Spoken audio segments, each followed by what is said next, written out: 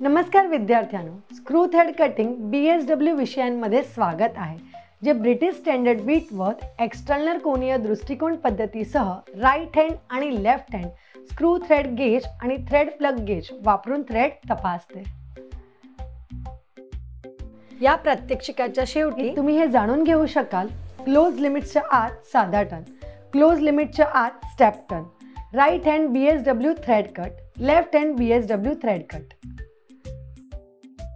Materials आणि equipment: lathe machine, die आणि die stock, thread ring gauge, callipers आणि micrometer, thread pitch indicator, thread angle gauge, surface finish gauge.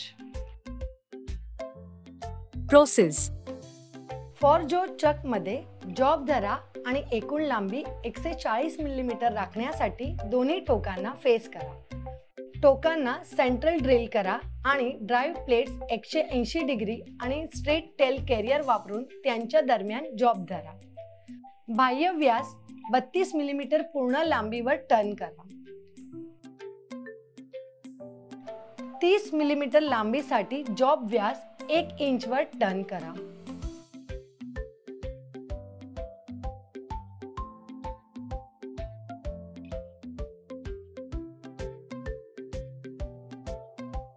दोन्ही टोकापासून 30 millimetre अंतरावर 20 millimetre व्यासाच्या भागाच्या दोन्ही टोकांना रेडियस ग्रूव्ह R2 व्यास 30 मिलीमीटर करा।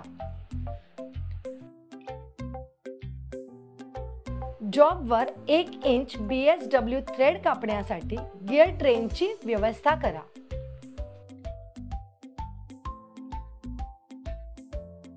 राईट हँड थ्रेड कापून घ्या।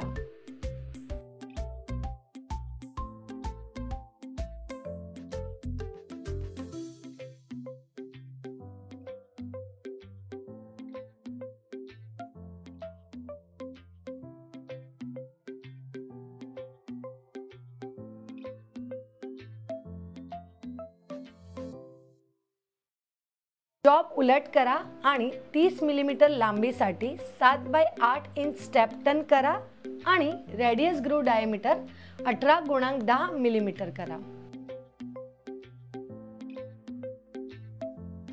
जॉबवर 7 बाय 8 इंच BSW थ्रेड कापण्यासाठी गिअर ट्रेन अरेंज करा। लीड स्क्रूची दिशा बदला।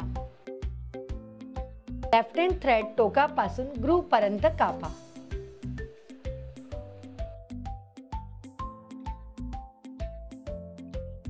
या व्हिडिओमध्ये आम्ही plain turn close limit, step टर्नच्या आत close limit, right hand BSW thread cut, left hand BSW thread cut बद्दल जाणून घेतले।